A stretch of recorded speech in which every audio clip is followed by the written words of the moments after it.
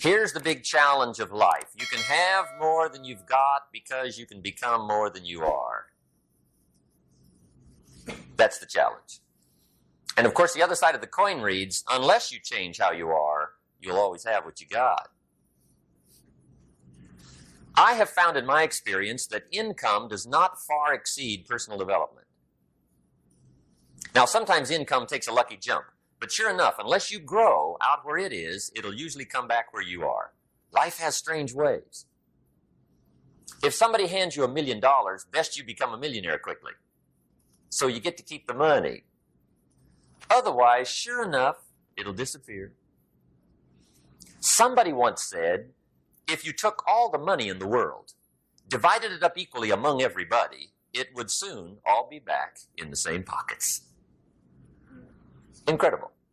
Success is something you attract, not something you pursue. Success is looking for a good place to stay.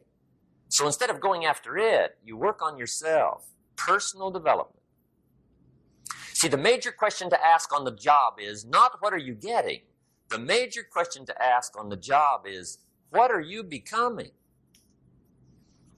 See, the big question is not what am I getting paid here? The big question is, what am I becoming here? Because true happiness is not contained in what you get. Happiness is contained in what you become. So that's our major subject for tonight, personal development. Of all the assignments Mr. Schoaf gave me at age 25, this was probably the most difficult. In fact, I'm still working on this one. I think it's an unending challenge to see what you can become. The next subject is called basic laws. And it's good to study the basics. And I call these basics primarily because they come from the Bible. Now, I'm not a theologian or a minister, and that'll be apparent. But Mr. Schoaf taught me that the Bible was a good textbook for ideas and stories and success equations, how to live the better life. I found out that was true. He also taught me that the Bible is as practical as it is spiritual, and I found out that's true. If you look at your bank account and your income and you're not happy, there's several places in the Bible to check to see what the heck's wrong so you can make the changes. And we're going to cover some of those tonight, called basics. Okay. The next subject is my favorite, setting goals. Mr. Schoaf taught me how to set goals. What a favor that was. One morning at breakfast, shortly after I met him, he said, Jim, let me see your current list of goals, and let's go over them and talk about them. He said, maybe that's the best way I can help you get a better direction started. And I said, I don't have a list. He said, well, is it out in the car or home somewhere? I said, no, sir. I don't have a list anywhere. He said, well, young man, that's where we got to start. He said, I can tell you right now, if you don't have a list of your goals with you, he said, I can guess your bank balance within a few $100s, which he did. And that got my attention. I said, you mean my bank balance would change if I had a list of goals? He said, drastically. That day, I became a willing student how to set goals. And sure enough, learning how to set goals changed my life. And I often wondered why no one had ever taught me how to set goals up until age 25. I went to high school, but if they offered it, I missed it. I went to college for a year, never heard it. I worked for Sears. Really. And to my knowledge, Sears never taught it. Right? How to set goals. So here I am, age 25, married, my family's starting, I've been to college, I'm working, and I still don't know how to set goals. But fortunately, when I was 25, I met the man who taught me how, and it revolutionized my whole life. Economically, socially, personally, it's incredible. So I want to share with you tonight what Mr. Schoaf shared with me, how to set goals. It can be a life changer. Okay.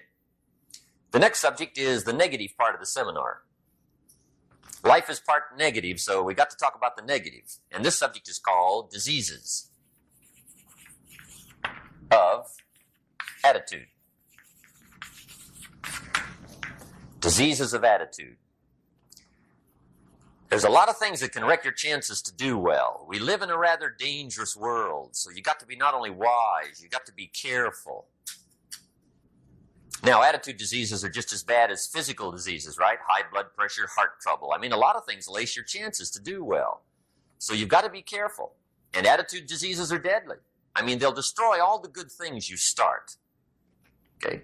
So we'll go through those attitude diseases, how to spot them, how to look for them, what they are, and the cure. And I'm a pro on these because I've had them all, so I can give you excellent advice on these.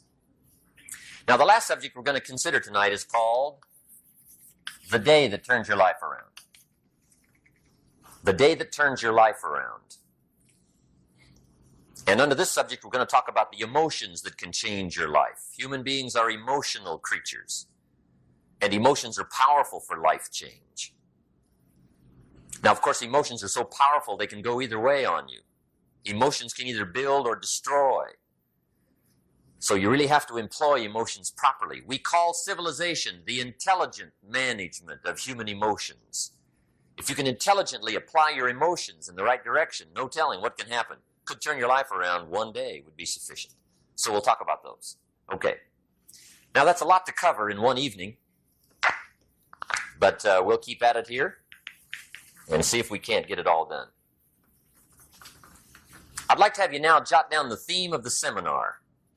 Every seminar should have a theme, I guess. We've got one. It's on some of our literature if you happen to notice it, but if you didn't, for your notes, here it is. The theme of the seminar goes like this. The major key to your better future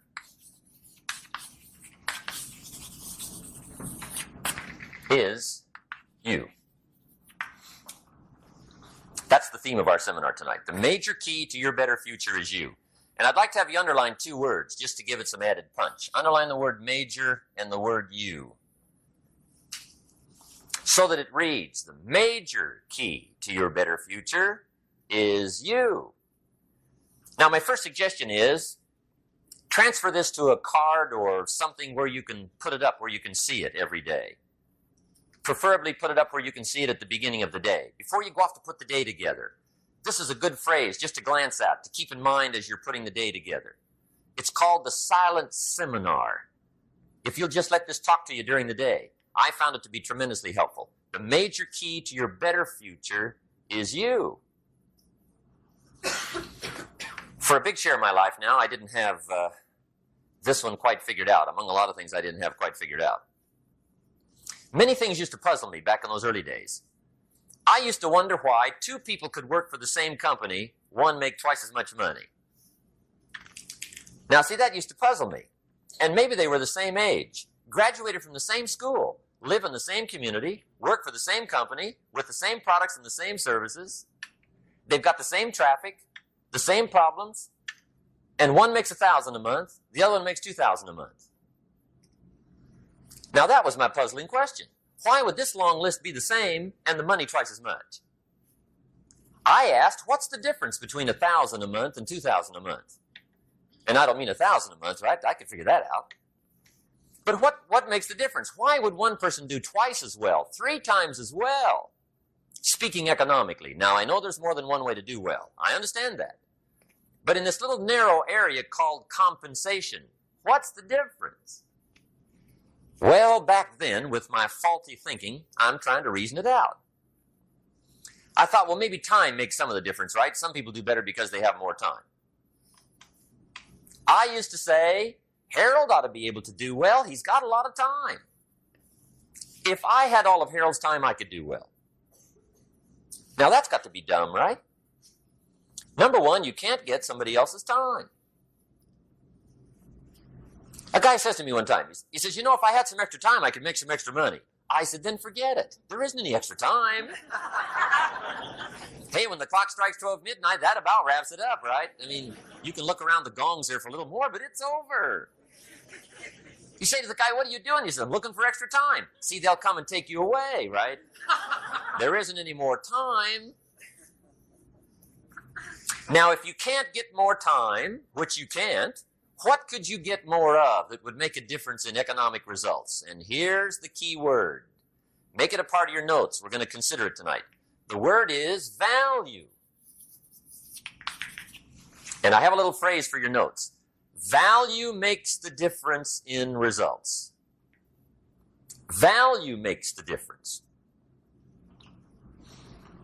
You can't get more time, but you can create more value. Now, here's the first lesson of economics. Everybody should learn it from the time they're old enough to understand what a dollar means, how to earn one, how to get one, how to keep one, what to do with it. First lesson of economics. We primarily get paid for value. That's lesson one. Bringing value to the marketplace, that's how you get paid. You don't get paid for the time. I know it takes time to bring value to the marketplace, but you get paid for the value, not the time. Now, since that's true, here's one of the key questions of the evening. Is it possible to become twice as valuable at the marketplace and make twice as much money in the same time? Could you become 3 times as valuable? Make 3 times as much money in the same time? Is that possible? The answer is yes, if. And it's always if, right? Life is known as the big if. Harry Truman once said, life is iffy. How true. And here's the big if we're going to consider it tonight. It's possible to do much better at the marketplace if you go to work primarily on yourself. And that's the theme of our seminar tonight. Learning to work primarily on yourself. People have asked me for the last 24 years, how do you develop an above-average income? And the answer is, become an above-average person. Develop an above-average handshake. Some people want to be successful. They don't even work on their handshake. As easy as that would be to start on. They let it slide. They don't understand. Develop an above-average smile.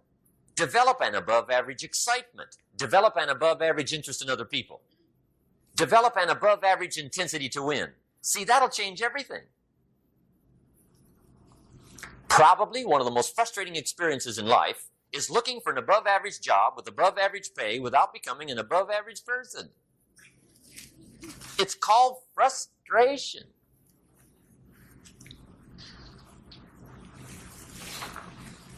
And Mr. Schoaf gave me probably the greatest clue he gave me when I first met him.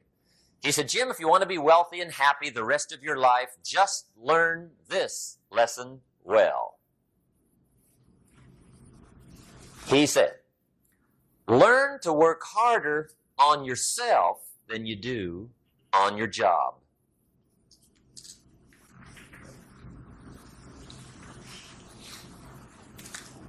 Then Mr. Schoaf gave me probably one of the most important clues among so many things he taught me, but this was in those early days. Mr. Schoaf was very kind, but he was also very abrupt. And he had these interesting questions to ask. I'm giving him a little rundown one day on how things hadn't worked out for me. He said, Mr. Rohn, I've got the answer for you if you will listen carefully. And listen carefully I did that day and for the next 5 years. If somebody's wealthy and happy, you gotta listen. He said, Jim, I've only known you a short time. But he said, it's already my honest opinion that for things to change for you, you got to change. That wasn't quite the answer I was looking for. But that's the answer he gave me, and I pass it along to you on this warm summer evening in Anaheim, California, 1981. For things to change for you, you've got to change. Otherwise, it isn't going to change. Before I met Mr. Schoaf, I used to say, I sure hope things will change. Right? That seemed to be my only hope. If it isn't going to change, I'm in serious trouble. And then I discovered it isn't going to change, so I'm in serious trouble.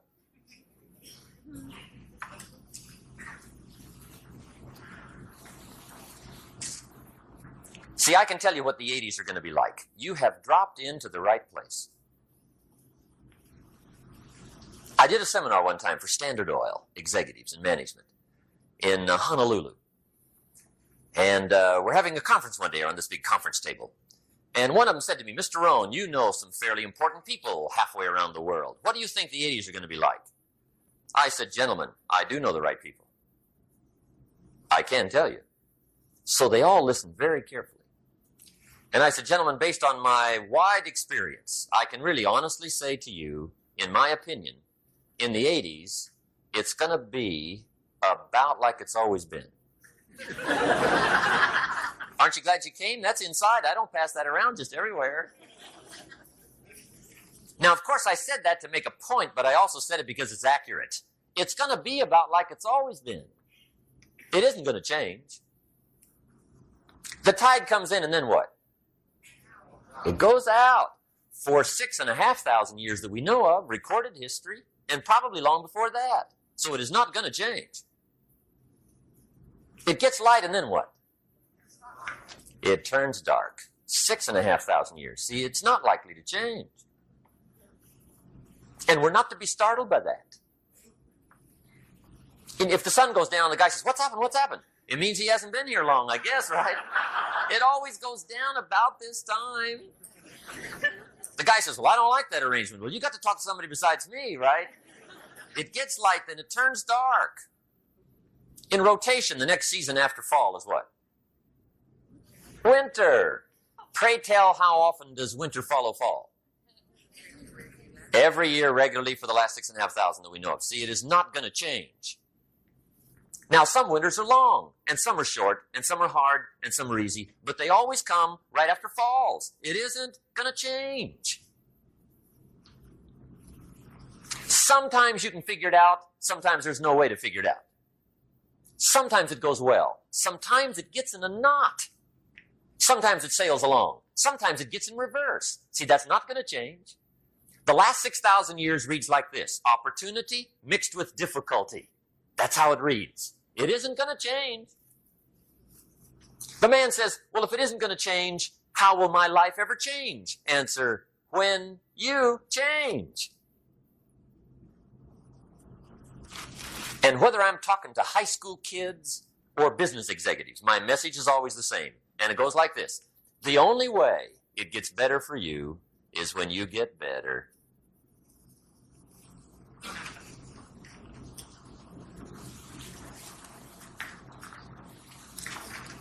Let me give you the 4 major lessons in life to learn. Here's 4 majors.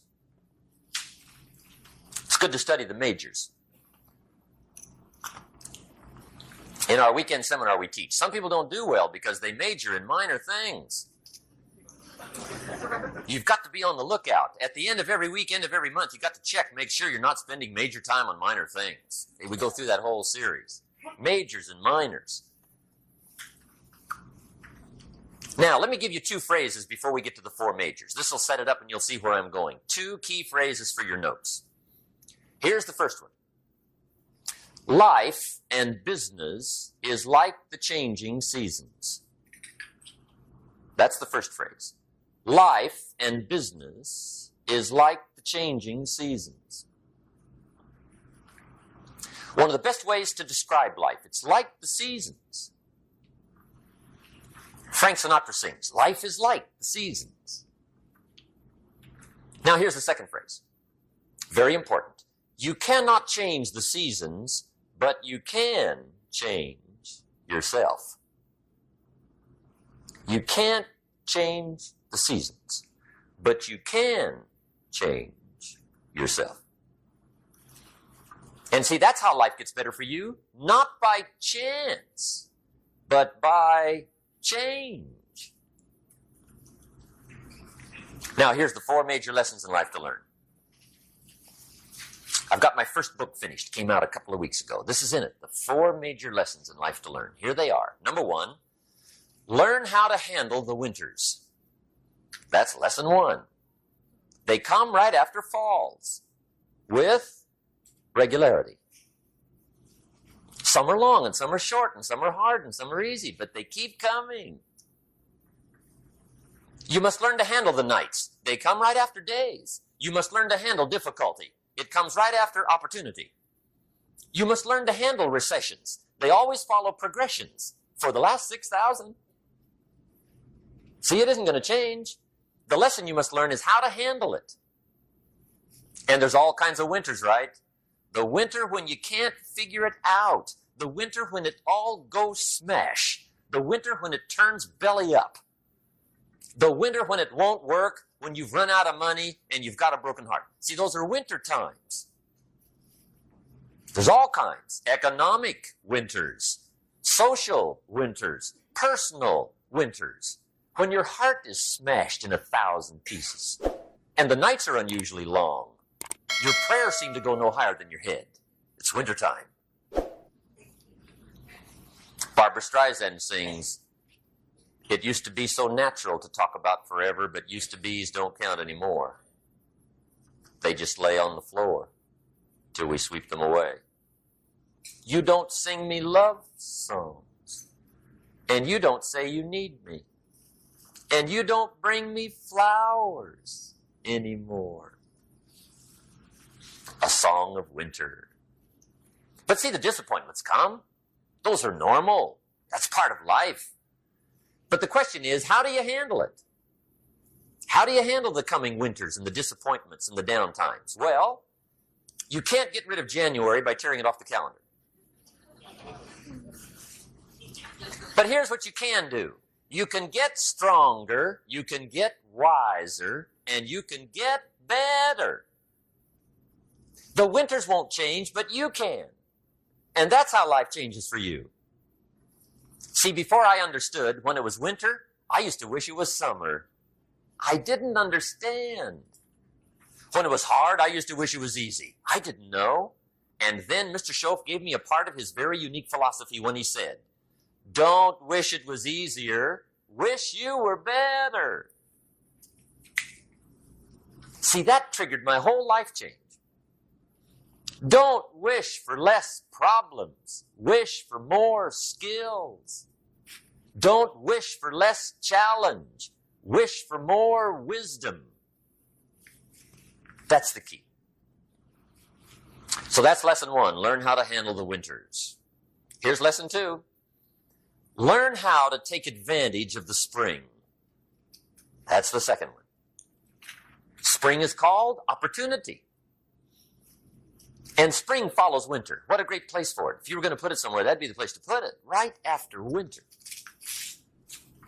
And pray tell, how often does spring follow winter? Every year with regularity, 6,000. You can almost count on it. See, opportunity always comes. Days follow nights. Isn't that terrific? Opportunity follows difficulty. But here's what you must learn to do. Underline these 2 words in that key phrase. Take advantage. Underline those 2. You must learn to take advantage of the spring. See, just because spring rolls around is no sign you're going to look good come fall. You got to do something with it. In fact, you have to get good at one of 2 things in life. Planting in the spring or begging in the fall. Or get somebody to do it for you. See, those are about the only alternatives.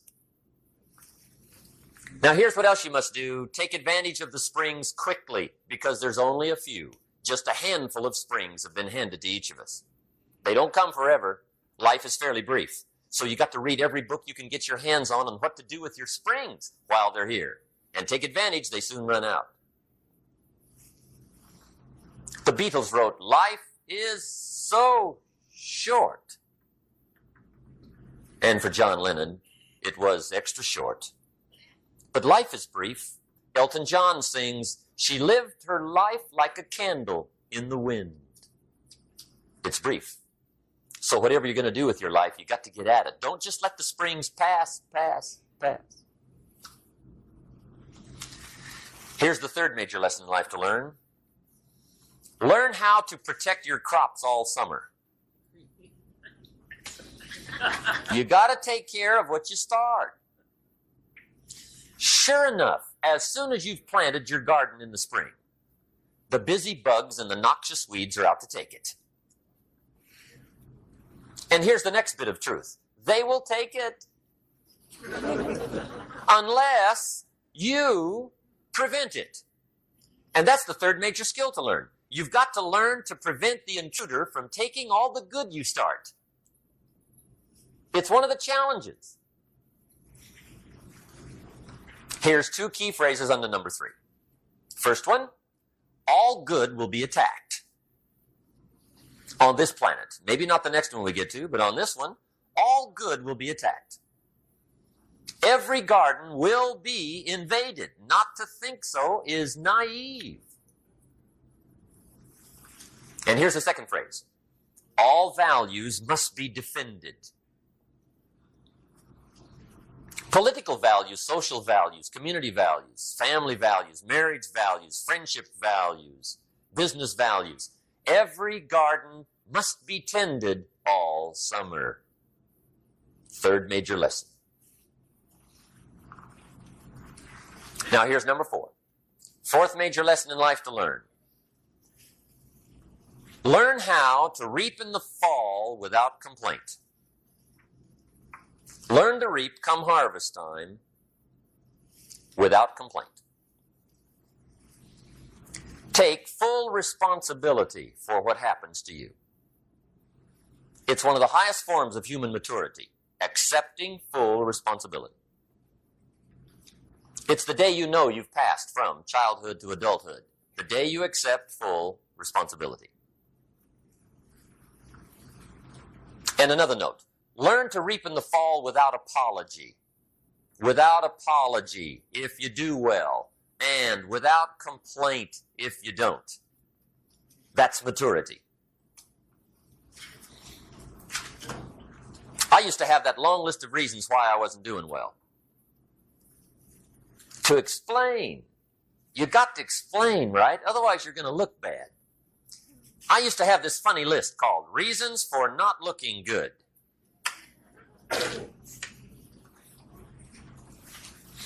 I used to blame the government.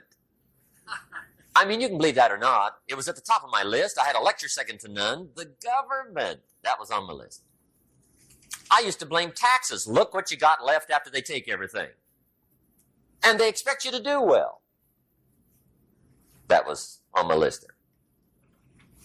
Prices, that one's easy, right? You walk into the supermarket with $20, come out with a little half bag. So I had that on my list. I used to blame the weather. I blamed the traffic. I used to blame my car.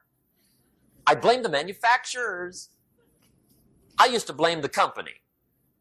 I blamed company policy. I used to blame the training program. I blame my negative relatives. They were always putting me down. I blame my cynical neighbors. They're just selfish, looking out for themselves. Won't loan you money?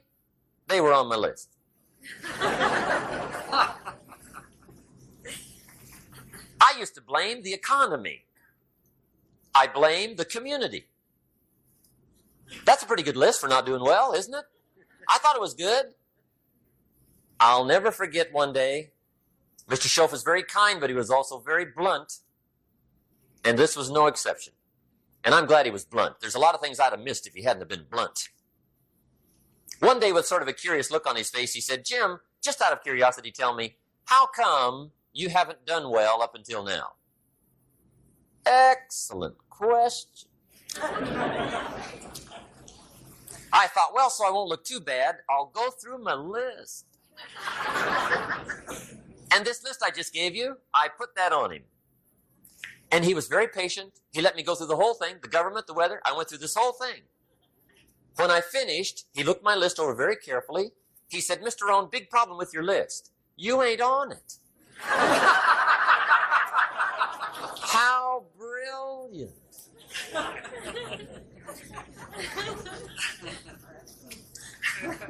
When I went to work for him a few months later, I learned very quickly to tear up my list, reasons for not doing well, and I threw it away.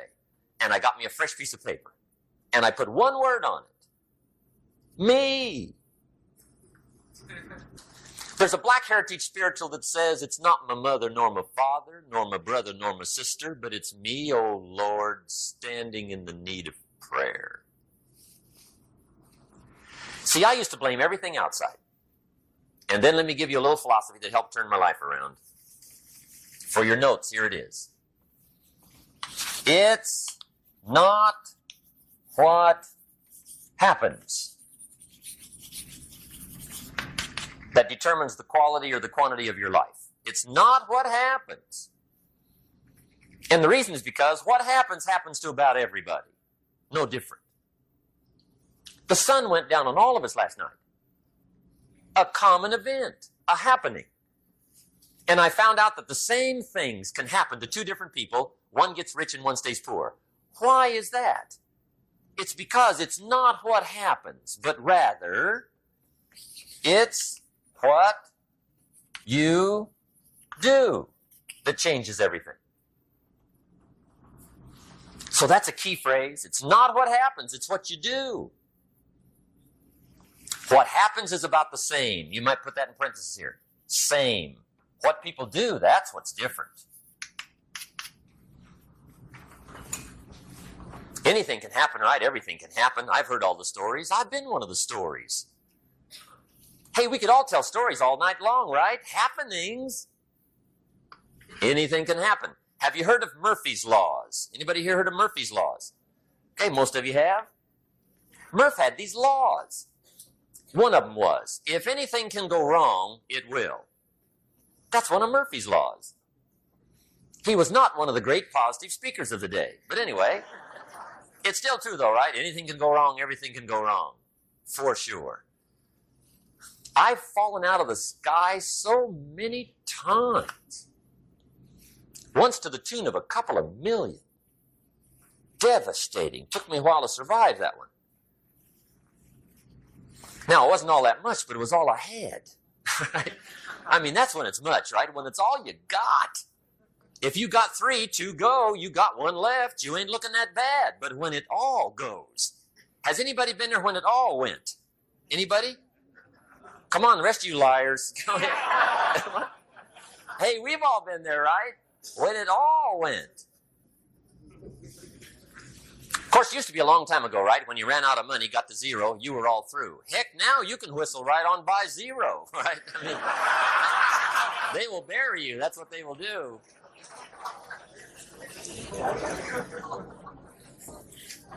But see, those are the happenings, right? Everything can happen. Anything can happen. But it's not the happenings. It's what you do about it.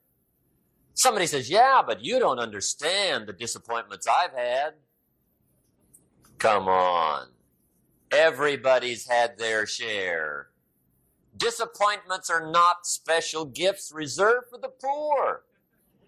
Everybody has them. The difference is what you do about it.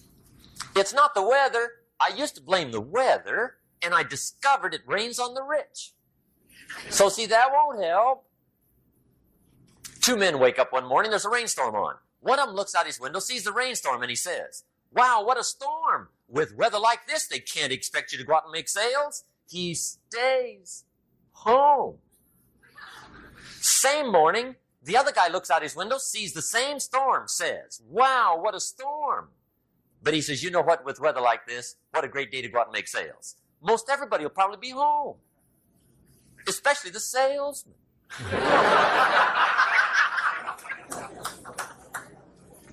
See, that's the difference in how your life works out. It's not what happens, it's what you do.